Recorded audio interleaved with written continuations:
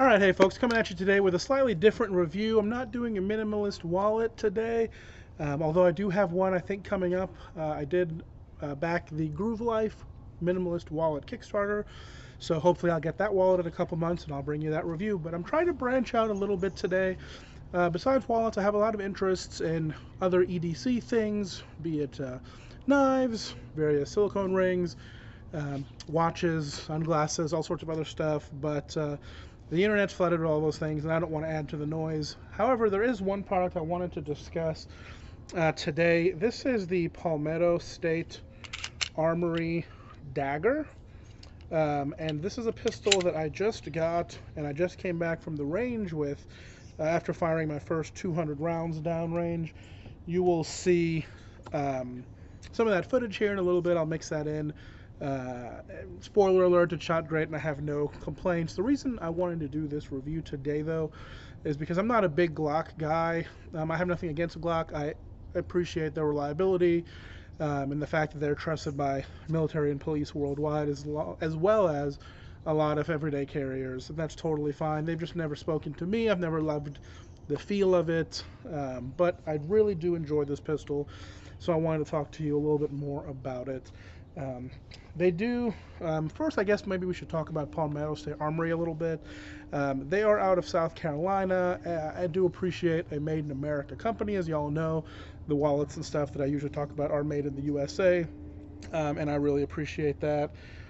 Palmetto gets a bad rap for quality control, and I think some of that is deserved.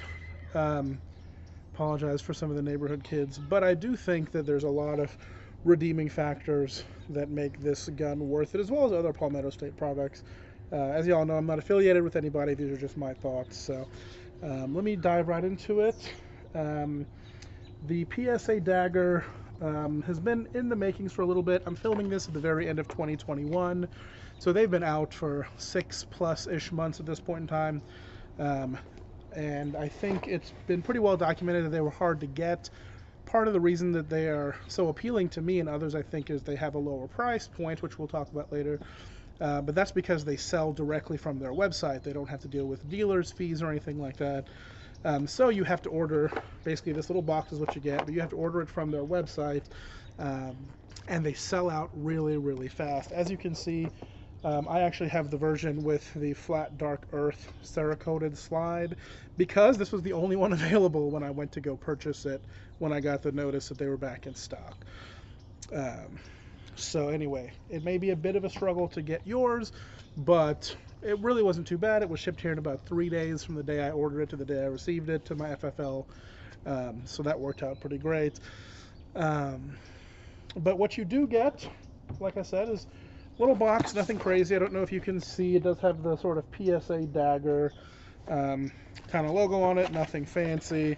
Closed cell foam, you all have seen this before. It comes with a lock, which always stay in my cases when I get them, as well as one PMag. This is the GL9 maybe, I forget the naming, but this is a little 15-round PMag for Glock 19s. I did go ahead and purchase a couple of OEM Glock 19 mags, both 15 rounds, to do my first shots today, as well as probably going to carry with those once I determine the gun is reliable enough.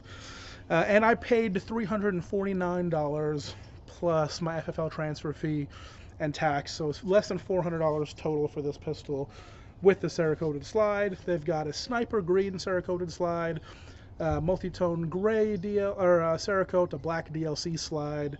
They got some configurations with night sights, some that are suppressor ready now, although those are out of stock often. And by suppressor ready, I mean they have suppressor high sights. They also have optics cut out, so a lot of options. But I'm looking at this particular pistol at a take-home price after tax and FFL fee of $400. So that's what I'm basing this review on. As you can see, I did add the Fox, or not the Fox, rather, the Talon rubber moss grips. I'm not really a big tactical guy, despite my appearance today, but I really actually do dig these colors together, so I figured why not. The grip on this pistol is really excellent. The texture is really nice. I like it a little on the aggressive side, and this is just on the aggressive side. but it is really grippy. Actually, it's so grippy that I thought that the Talon grip was a little less grippy, so I've cut the rubber finger sort of tabs off the front as well as a little bit on the back strap to give myself a little bit better purchase on the pistol. But I think for most people out of the box, this texture on the grip is really fantastic and will do everything you need it to do. Obviously, probably should have said this earlier, but I think this has been beat all to death. This pistol is a Glock 19 Gen 3 clone. Those patents or whatever have expired, and now other people are making clones. I've not tried the other. I know there's the Zev Industries and Shadow Systems and some of those other ones. Like I said, I'm not a huge Glock guy, but that is, that's something to note. Is most drop-in triggers, most of your obviously more magazines, slides, barrels, things like that that are compatible with Gen 3 Glock 19s will fit on this. So to me, the grip is miles ahead of even a Gen 5 Glock 19. I have shot them, I have handled them, I just don't own many. But I really like the extra cutout here. There's a single finger groove instead of the multiple or the none. I do like the single groove because it sort of pushes your hand up into the trigger guard a little more for a little bit higher purchase. Slightly extended beaver tail. There are no adjustable back straps or anything. And there is only one notch, and that is for a regular Picatinny rail accessory, not the Glock proprietary rail. It does have the hinged M&P style trigger safety on it. I used to carry an M&P. It doesn't bother me at all, and I think it's fine. I'm not a trigger guy. I like stock triggers. If I can get good with the trigger, then that's on me. It's not the gun's fault. That said, I have had a couple guns with trigger jobs or drop-ins. For a carry gun, just for my own purposes, I like a stock trigger, and I think this stock trigger is perfectly adequate. It breaks. It's not super gritty. It's not super mushy. There's not a lot of over travel. Breaks cleanly. I haven't measured it, but probably somewhere around 5 to 6 pounds. Very consistent, very clean break for me so far. So I've not had any issues with that. Unlike a Glock, you will get actual metal sights, front and rear. You do have your typical 3-dot sights on that, which I have no problem with. Again, as a stock pistol guy, I'll just get used to whatever sights I have.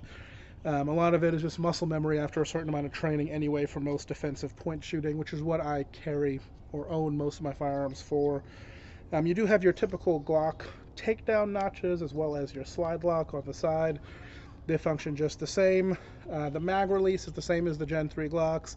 Probably my least favorite part of the pistol is that mag release, just because it does take a pretty intentional hard depress to get that out. So if you're doing a lot of reload drills and stuff like that, that can be a bit of a chore. But that said, it does work every time. Once you press it, that magazine will come out, and you do have some extra notches right here to help you rip that magazine out if you're doing any sort of particular drill. You do have front and rear serrations. There are also some of these cutouts on the corner here, sort of the snag-free type thing. I don't know that it helps a lot, but I really do like the look of it not just being your typical Glock block slide. Branding is very minimal on this. I do enjoy that.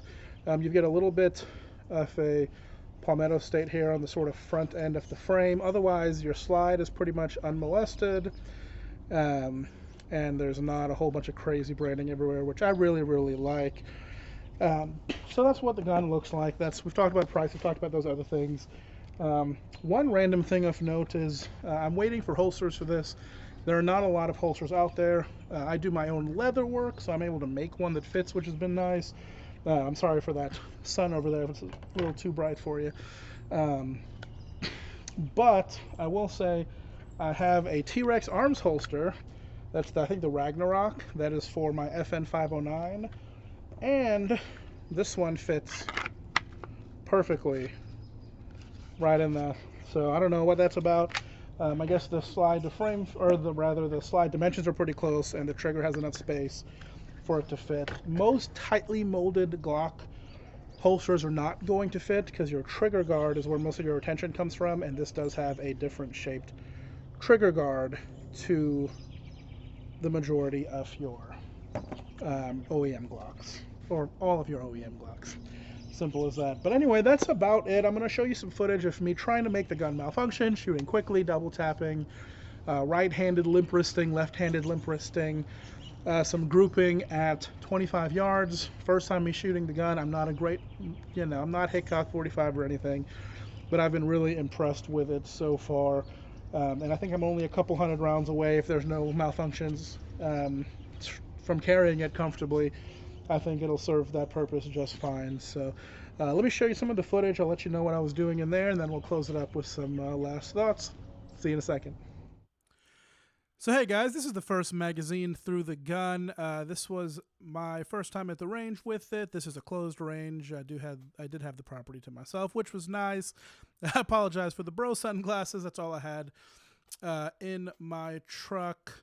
But I do have to say that I think this gun shot super well. This one is a little bit faster. I'm trying to induce some malfunctions. I'm trying to see how quickly I can get it back on target. Muzzle flip is really well managed. It's a very flat shooting gun. Here you can see I am actually shooting with my dominant hand. I am right-handed. The video is just flipped, and I'm giving it just the most limp wrist I can possibly give it, and not a single issue. Here I switch to my left hand. I know it looks backward. Sorry again. Trying really hard to get some sort of stovepipe or hang up or something. This is just regular ball ammo coming through here. I did shoot a mix of different ball ammo as well as various hollow points over the 200 rounds that I shot today.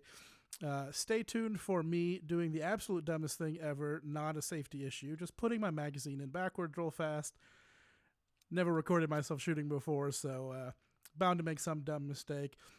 But I really, really did think that it shot incredibly well. I'm going to cut to a target. This one I shot at from about 25 yards away. This was probably after about 50 rounds, so I had a little bit of a feel for the trigger. I think I was pulling it a little bit to the left, or actually I guess to the right, because this is also backwards. But once I adjusted my grip on the trigger a little bit, I was nailing it pretty much where I wanted. I had a couple of flyers. Again, I'm not Hickok 45, but all told, that's pretty good for me at 25 yards, which I would say is the absolute limit of a reasonable self-defense range anyway, which is what I need, or I intend to use this pistol for. So really absolutely tickled to death with the accuracy. You know, I never believe when people say that, oh, well, you know, I'm accurate, the gun's not accurate. And most quality firearms are going to be way more accurate than their shooter. But as you can see, putting a good group together here, not shooting super fast or super slow, just trying to get a good rhythm and see where those bullets ended up. I'm going to zoom in a little bit to the target here, and you can take a look. Like I said, really, overall, very impressed with it. I have no complaints at all. So with that, let me kick you back to the rest of the review. And if you're still hanging out with me, I really appreciate it. Thanks so much. All right, anyway, guys, as that sun sets behind me, I just wanted to give you some closing thoughts. Let me know if you guys appreciate this type of review or if it's not something you're interested in, so I know if I should do more. By no means do I have an extensive rifle or pistol collection, but I do have, you know, a couple pistols, couple rifles, shotguns. And I do have them for various purposes, so I'd be more than happy to do more reviews like this moving forward. Like I said, the PSA Dagger is so new, and there are not a lot of substantive reviews on it. I really wanted to spend some time behind the trigger and let you guys know what I think about it. As someone who's not a huge Glock person, but who is still really impressed with this, especially at the price point, but even at a higher price point, I quite enjoy it. This isn't a sales pitch for PSA. I don't want to go too much into if PSA is worth your money or not. I've enjoyed their products, and I've yet to receive a lemon. I think that might just be the odds. I don't know.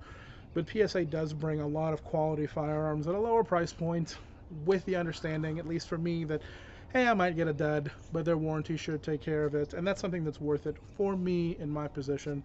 So if you guys are interested and you don't mind surfing the website to see when you can find them in stock, I'd highly recommend the PSA Dagger. I think it's right up there with some of my other favorite polymers, the FN509, the M&P 2.0, the Glock 19. I'm not shot too much of a Gen 5 Glock 19, but it's very similar. And as well as the SIG, P320 and other pistols in a similar class. I think this is right up there, if not better than some or most of that list. So hope this review finds you well. It's the end of the year, so Happy New Year to y'all. Let's hope 2022 brings us all a little bit better luck. And as always, I'll see you in the next one. Thanks so much.